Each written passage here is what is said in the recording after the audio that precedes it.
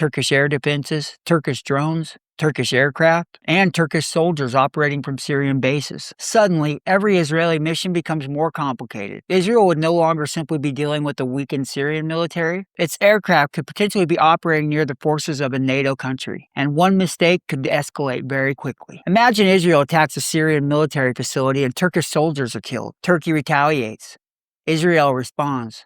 Neither side planned a war, but suddenly both governments are under pressure to respond. That's why the United States is working on ways to prevent accidental clashes between Israel, Turkey, and Syria. Then there's also a deeper strategic disagreement. Turkey wants to help rebuild a stronger Syrian state capable of controlling its territory. Israel may want Syria stable, but it does not necessarily want a powerful Syrian army capable of limiting Israeli operations or threatening Israel's northern border. From Israel's perspective, certain kinds of military rebuilding could create a new threat, and relations between Turkey and Israel are already extremely tense, particularly in the war in Gaza. So neither side is looking at the other's actions with much trust. Now, Turkey and Israel, they aren't alone. Assad's collapse changed the geopolitical map of the entire region. Russia, of course, still wants to preserve some of its military presence, particularly its access to the bases that connect Moscow to the Mediterranean and Africa. Iran has lost much of its influence it once had through Syria. That is a major strategic gain for Israel. The Gulf states, they increasingly see Syria as an economic opportunity. The country needs enormous investment in electricity, roads, housing, industry, and infrastructure. Whoever helps rebuild Syria could gain significant political influence, and the United States is trying to keep all of this competing interest from creating another war. For years, the central question was whether Assad could survive. Well, now that question is over. The next question, who shapes the Syria that replaces him? Turkey wants security and influence along its southern border. Israel wants to prevent Syria from becoming a serious military threat.